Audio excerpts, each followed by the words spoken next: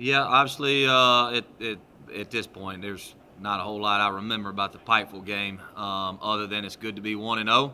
A lot of things that we did not do well in that game that we need to clean up going into this week against an opponent like the University of Georgia, because if we do some of those same things, we will get exposed in a bad way this week. Again, very excited about being 1-0. That week's over. We've done all of our meetings and things like that to talk about that game, get that game put into bed, and now we're moved on to our next task, which obviously is one thing to play an FBS opponent. It's a completely different animal to play an FBS opponent that has a legitimate shot to be a national contender. Quite an opportunity we got for our guys. Quite an opportunity. Quite an environment that we'll have, one that we're not used to playing in. So it's going to be a lot of fun, be a big battle, and we're really looking forward to the challenge. What did last Thursday's game teach you about your team? That we got a lot to get better at.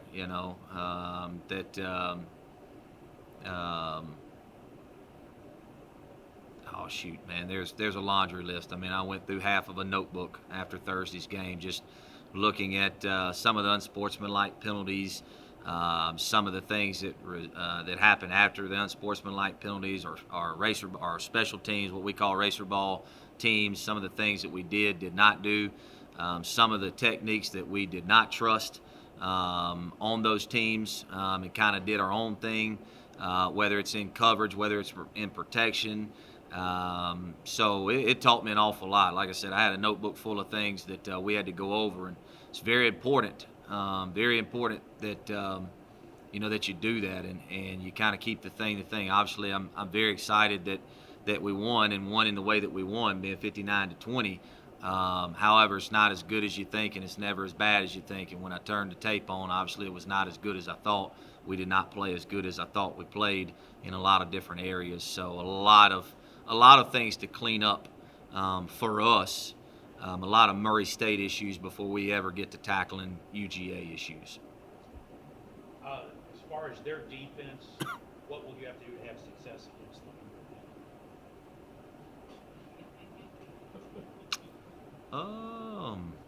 Well, we've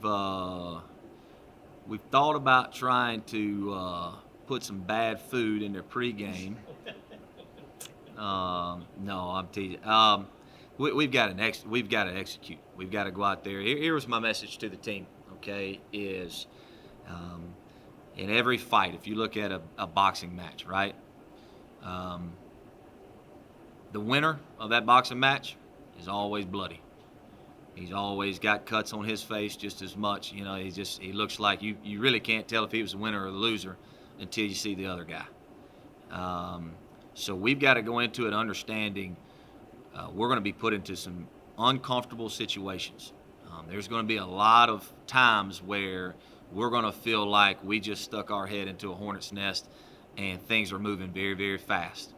And we've got to trust our technique, trust our fundamentals, and trust one another to put the effort forth to settle down in that moment and understand, yes, I'm uncomfortable, yes, I'm hurting, yes, I'm bleeding, but they are too. And we got to make sure that they are too. And we've got to try to take the fight to them and not sit up. Because the fact of the matter is once we run out on that field and that door closes to the locker room, you're in.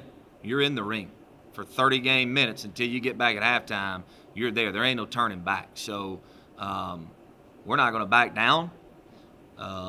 We're not going to play scared. That's probably the biggest thing, is offensively and defensively. We're going to attack. We're going to play football the way that we want to play it, and we're going to attack. And we're going to try to execute at a high level no matter who's in front of us. Will that be tough this week? Absolutely. Will we get bruised up and bloodied? Absolutely. But we got to make sure they are too, and that was our message to the team this week. And we're going to try to do that as much as we can this week. We're going to make sure that they're super uncomfortable to practice. Anybody who comes to watch us practice this week will probably go, oh my goodness, we don't stand a chance. this don't look real good, it's for a reason. We're going to move the kickoff coverage team. When we go KOR, we're going to move those guys up 7 yards, so that, man, when you're running back on KOR and you turn around, that dude's going to be right in front of your face, and it's going to happen now. We're going to get them used to playing at that speed as much as we can. When we go Skelly, we're going to make sure that all of our best receivers are running the defensive routes, and all of our best DBs are running the defensive coverage that we need to see, so that we can do the best job we can of getting these guys used to playing at that level. Because we got good ball players too. We got a lot of guys who believe that they should have got recruited by a school like that coming out of high school, so now it's their opportunity to show that on a big stage, and it's going to be a lot of fun watching our guys do that. I feel like it's any kind of asset to have a quarterback like Preston that can kind of get out of the pocket and extend plays, especially against a better pass rush that you are used to playing. Yeah, sure. I think anytime you're sitting back there with a sitting duck, doesn't matter who you're playing, if you're sitting back there with a sitting duck who can't move, you got a real good chance to be very one-dimensional. And obviously he brings some different things to the table with the way that he can run and the way that he wants to run and use his legs and use his feet. And obviously he's going to have to do that a little bit. He's not going to be able to sit back there and eat crackers and drink tea back in the pocket. It ain't going to happen. So same thing. We're going to do some things this week during Skelly and during team to where I may just run up there. During Skelly, I may just run up there and hit him real quick and make him get out of the pocket so that he doesn't get comfortable, because we're not going to be practicing realistically if we let that dude take 5-step drops, sit back there and brush his teeth and then throw a pass. That ain't going to happen this week. For you, it doesn't seem like another game on the schedule, just returning back to Georgia. I mean, coaching against a guy that you seem to be kind of close with. What does this game mean to you personally? It's the next one on the schedule for me. I'm not going back home. My home is here. My girls were born here. My home is here. I'm going back to where my parents live. And I got a lot of people who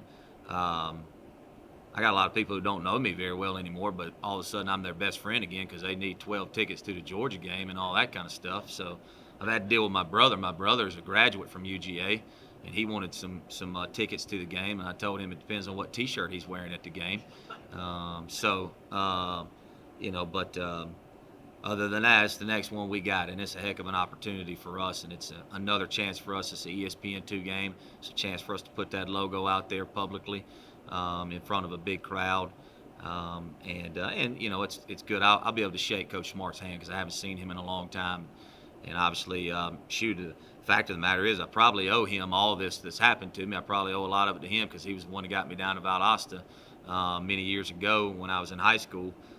So it'd be good to see him again and shake his hand. But other than that, it's just a great opportunity, a great challenge for us. Corey, some of your team, many members of your team, either it is home or close to home. This has to be a wonderful opportunity for them. Yeah, absolutely. And it's always fun. It's always fun. It's kind of a pain in the neck, but it's fun because you deal with all the tickets and everybody's trying to take somebody's tickets and all that. Just because you do have some guys who are going to go back home and they have a lot of people wanting to come to the game and see them, and that's what's fun about the experience. We don't get opportunities like this a lot. It's their first home game, so I'd imagine, even though this isn't a quote unquote big game for them, I'd imagine it'll be packed just because this is the first time football's been back home in Athens since last year. So it'll probably be, I would imagine. I think now that stadium holds up there around almost close to 100,000 people, and I'd imagine there'll be just that. So it'll be an awful lot of fun. Puts a lot of new challenges on us, silent snap counts and silent field goal snap counts and things like that. It's just cool. It's just a different environment, cool experience for the guys. But at the end of the day, this ain't a vacation. We're not going down there to a water park. We're going down there to play a football game, and a very tough football game. You guys had Louisville a few years ago, UK last year, Georgia this year. Outside of the financial parameters, how important is it for your program to play in these games at the next level? Well, obviously the biggest one is the financial piece of it. That's the biggest one. But also, like you said, it's the student athlete experience. Those guys getting to go play in a venue like that in front of that type of crowd and against those type of people. And I think that's the biggest thing from a competitive standpoint is just these guys get to put their talents out there against the best. Especially this week. I mean, legitimately, the best that there is in the land.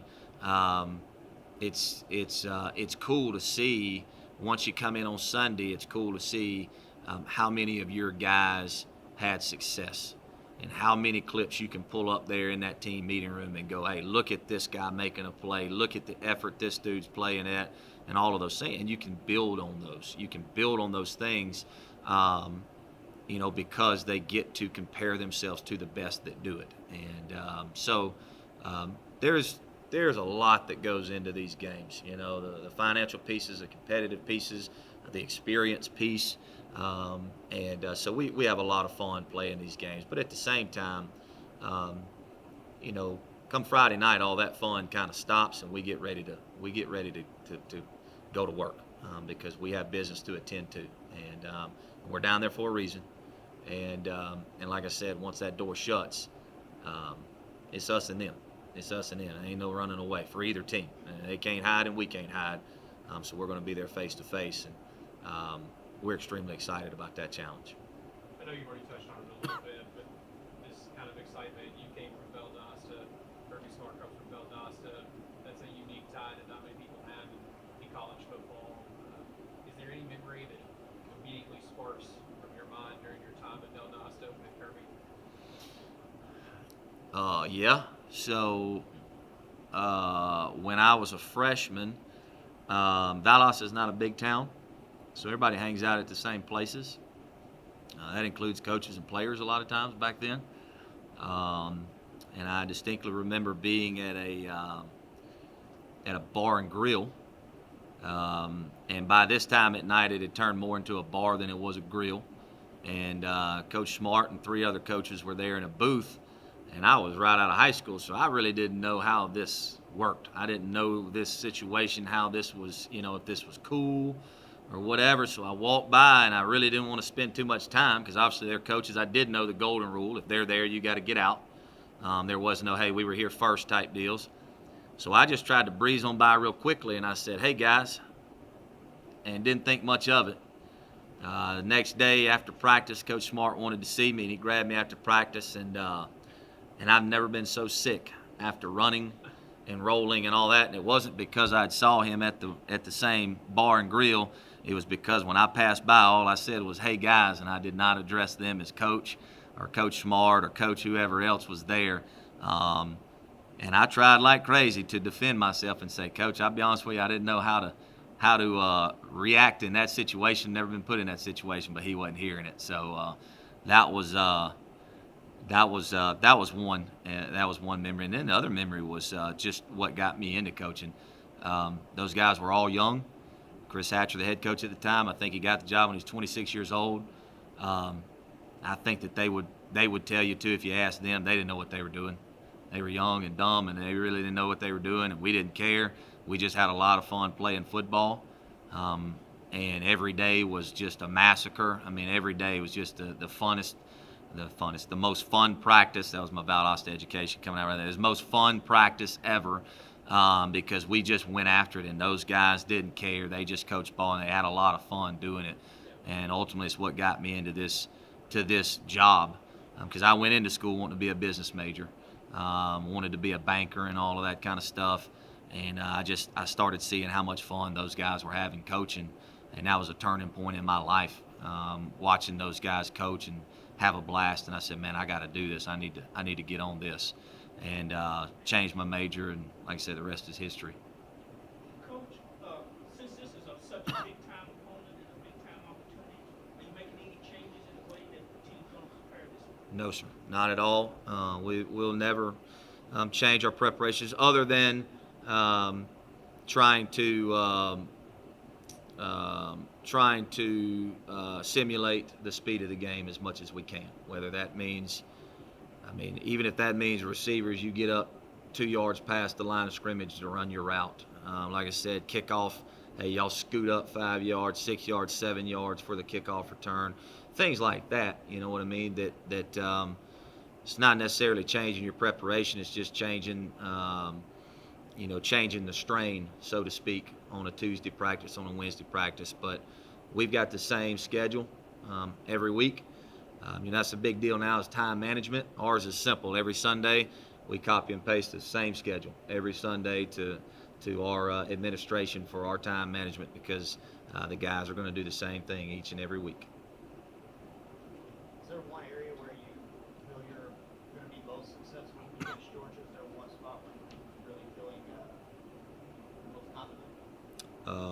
energy and effort.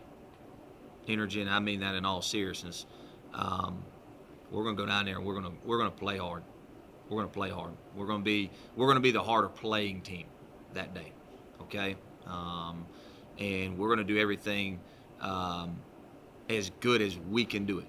Not compared to anybody else. We're going to be the best version of ourselves in the energy that we have and in the effort that we play at. Does that mean we're going to be successful in those situations? I don't know, because there will be some spots where they're going to be better. They're going to be more talented. But I can promise you this: ain't nobody going to leave that stadium going, man, those jokers, they cowered it down now. They turned it down. They folded the tent. They went home. If it takes 60 game minutes, we're going to play 60 game minutes as hard as we can. And we've got a slew of guys that we're going to bring down there, and we're going to give them opportunities to get in there. And that way, if you're not playing hard, you're going to come sit on the sideline, and we're going to put people who are going to play hard in there. If we have to go more than 60 game minutes, we'll go more than 60 game minutes as well. But one thing is, I'm going to make for sure that Coach Mart has to come across that field, shake my hand, and say, boy, you kids played hard today. Will he call you coach? No, no chance. No chance. I will. Thanks, Coach.